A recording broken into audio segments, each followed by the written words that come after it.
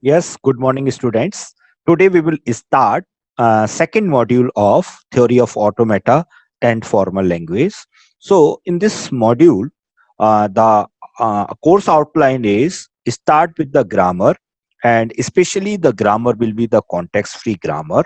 And under this banner, we will study the derivation tree, construction of grammar, past tree, and to know the ambiguity in the grammar or to check the ambiguity in the grammar. If ambiguity is there, then we can eliminate the ambiguity in the grammar. After the removal of ambiguity, we will try to simplify the grammar, and simply grammar can be simplified by removing the useless symbol and elimination of null productions or elimination of unit productions. And after completing this simplification of grammar, we will study the normal forms. Normal form means just we will try to convert the context free grammar into the restricted form. The forms can be the forms can be applied in the form of Chomsky normal form or the Grebeck normal form. Means if we apply certain restrictions over the grammar, then we can say that grammar is in normal form. These restrictions are defined by Chomsky or by Grebeck. And after that, we will study pumping lemma for context-free languages, similar to the pumping lemma for regular languages. And now one more important point, just I want to discuss with you. PDA, the construction part of PDA, we have covered in the previous module, but in this module, we will study about the context-free grammar.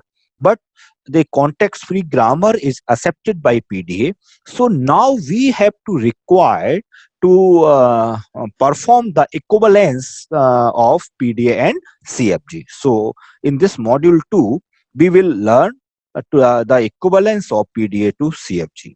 And finally, we have to study about the Turing machines.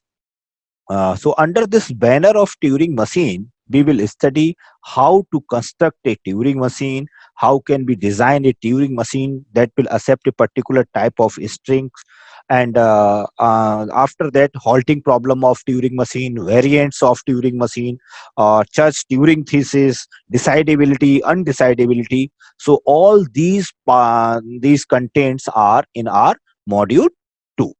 So just start with the grammar. How can we define a grammar? So simply, mathematically, we can define a grammar by using four tuples. The tuples can be defined as G is equals to Vn sigma Ps. It means that we can define a grammar, or we can define any grammar by using these four tuples. The tuples are set of variables, that is Vn, terminals, that is sigma, P, that are the production rules, and S is the start symbol. So we can define mathematically grammar in this way. These are two validation rules related with the grammar. The rules are very important because it can be used to derive some grammar, and the rules are: first, if a S to BC is any production given to you, it means that this S can be replaced by BC, right? But BC cannot be replaced by S. It means that the reverse substitution is not possible in case of the grammar. And second validation point is also related with the same point. That is, if S to BC is a given production in any grammar, then it is not necessary that BC to S is a production. Means no reverse operation is permitted in the grammar. So these are two validation rules that we should keep in mind at the time of designing any grammar. Now, we can start with any example. So suppose this type of grammar is given to you that have the production rule S2 ASB slash null. Here, this is null. So in this case, we can find the set of variables. terminals, production rule, and grammar. Means, suppose if we want to write the grammar, then we can write here set of variable is only s here. So we can write s. And sigma set of terminal is a and b. So we can write here a and b. And s is the start symbol, obviously. So we just written here s. And P is the set of production rule. So there are two production rules here, that is S to A, S B, and S to null. So we can write in this way also. So it means that we can represent all the component of a grammar by with the given example. Now important point is, how can we say that a particular grammar is a context free grammar, or a regular grammar, or a context sensitive grammar. So a classification on grammar that is given by Chomsky, we will start here. So Chomsky classify the grammar into four category, and that is type 0 grammar, type 1 grammar, type 2 grammar, and type 3 grammar. 0 grammar means all the grammar that we can consider or the 0 grammar, means there is no restriction over the type 0 grammar. And Turing machine is the automata that accept that type 0 grammar. Now type 1 grammar is the context sensitive grammar, means if we apply certain restriction over type 0, then we can find type 1 grammar. So type 1 grammar is called context sensitive grammar, and LBA, linear bounded automata, is an automata that is used to accept this grammar. And now the important point is, the type 2 grammar is called context free grammar, means if we apply certain restriction over type 1 grammar, then we will find the type 2 grammar. That grammar is called context free grammar, and this context free grammar is accepted by push down automata or PDA. And finally, type 3 grammar is called regular grammar, and this grammar is accepted by finite state automata.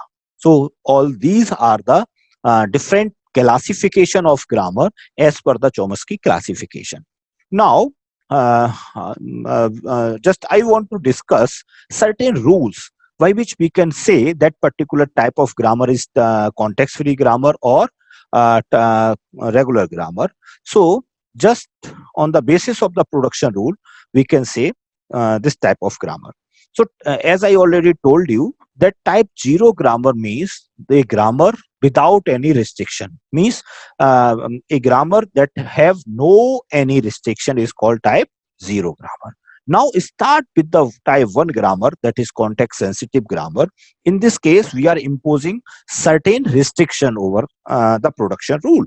So if the production rules are in the form of alpha a beta to alpha gamma beta, if the production rule of any grammar in this format, where a is the variable and alpha beta gamma will be terminal. So in this case, alpha beta gamma will be the variable and terminal combination. So in this case, we can say that this type of grammar is the category of type 1 grammar or context sensitive grammar.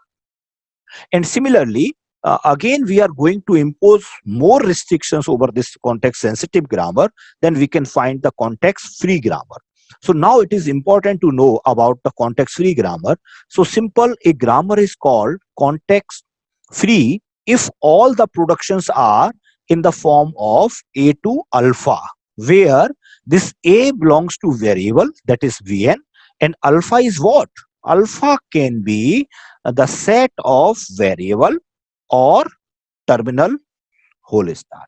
Means alpha can be, means right hand side you can find any variable, any number of terminal, or any combination of variable and terminal including null. It is important point here. But the second important point is, in the left hand side there must be only the single variable, means no context is allowed. So that type of grammar is called context free grammar, and this grammar will be accepted by a machine that is called push down automata. Now on type 2 grammar, again we are going to impose more restriction. So the restriction is a grammar is said to be type 3 grammar, that is regular grammar, if all its productions are in the form of x to a or x to a by, means either terminal or terminal variable followed by terminal. In this situation, you can say only that this type of grammar is called type 3 grammar. And finite automata is the machine that accept type 3 grammar, that is regular grammar.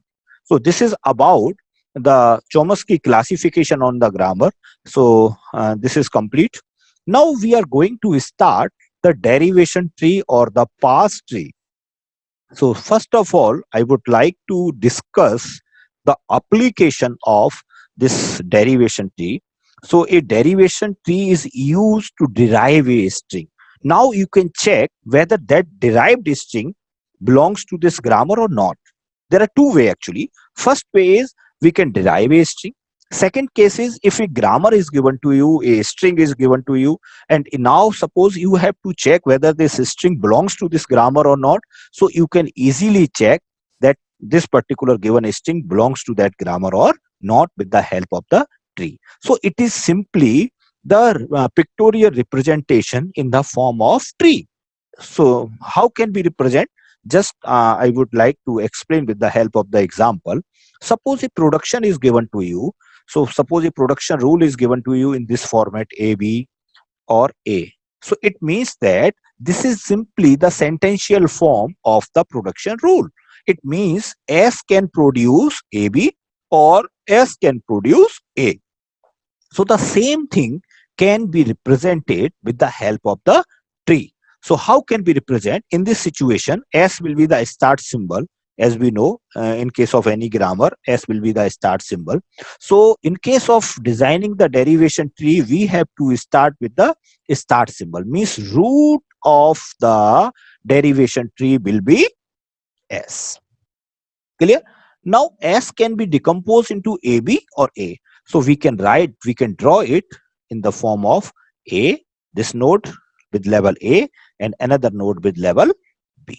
So in this case, this sentential form can be represented in the pictorial form, or you can say in the form of a tree with the help of the parse tree or help of the derivation tree.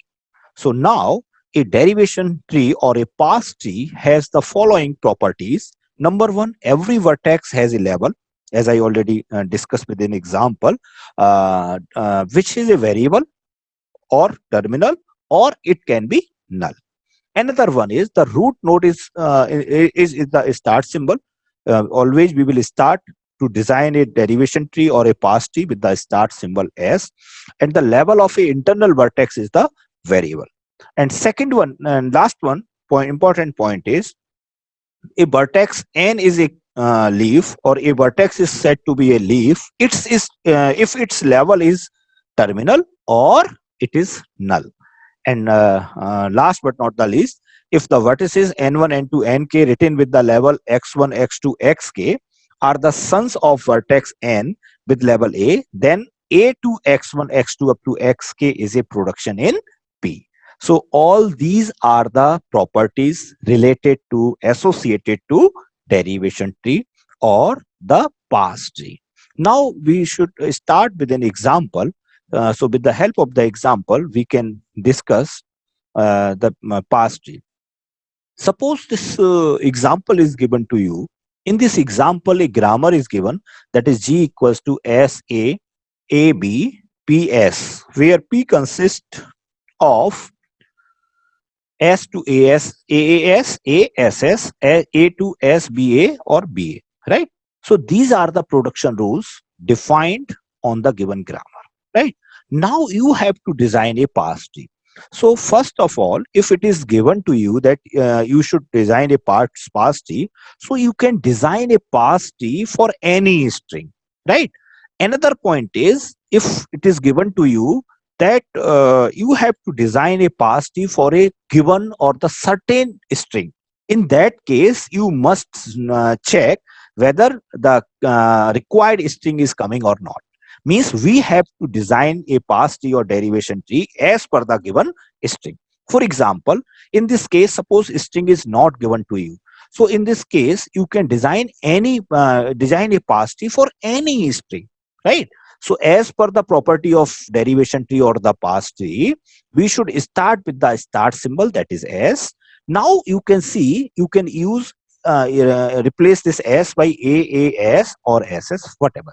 So suppose you start with this a s, right?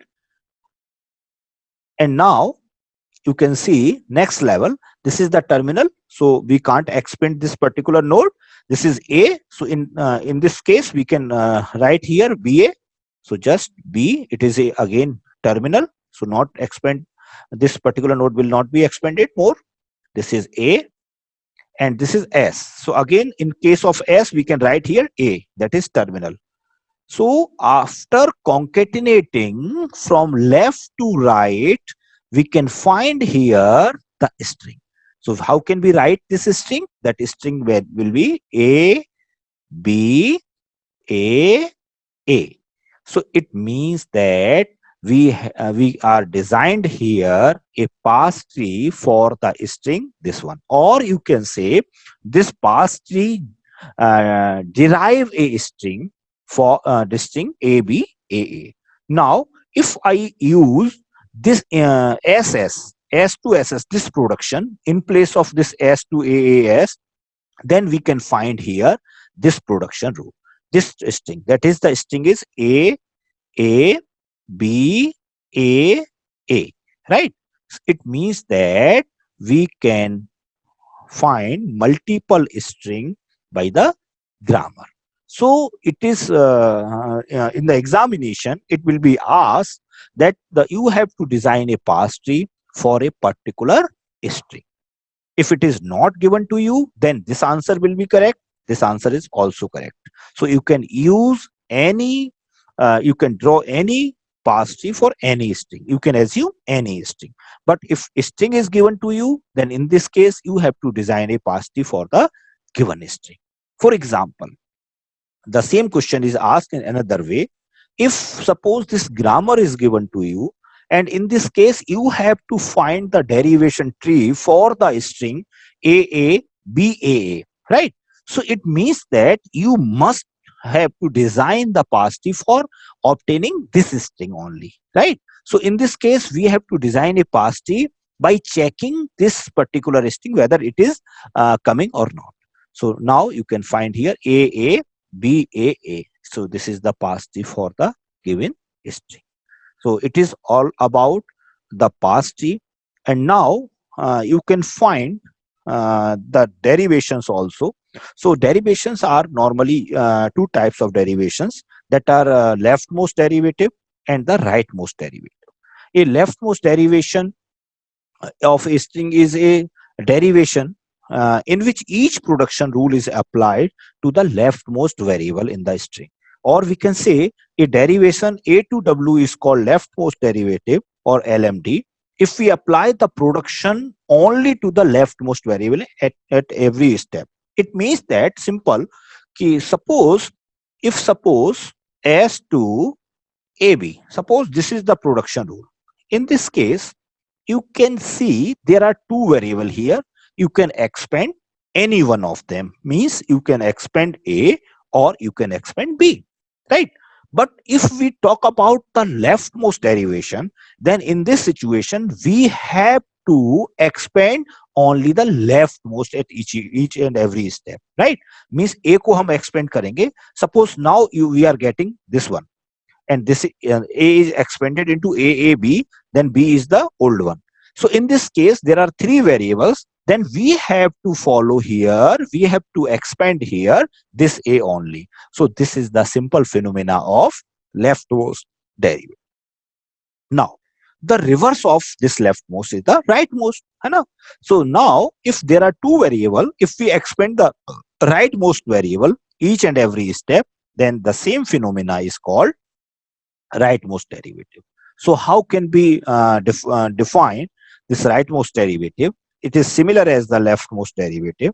So a rightmost derivation of a string is a derivation in which each production rule is applied to the rightmost variable in the string. So this is the rightmost derivation. So with the help of the example, just I would like to expand the expression for leftmost derivative and the rightmost derivative. You can find here. This is suppose you have to design a leftmost derivative for the given string. So in this case, start with the start symbol, that is s. Now you can see easily there are two possibilities. You can start with 0b or you can start with 1a, because these both terms are released by s, terms are produced by s. But now we have to decide that we have to opt 0b or 1a, or we have to start with 0b or 1a.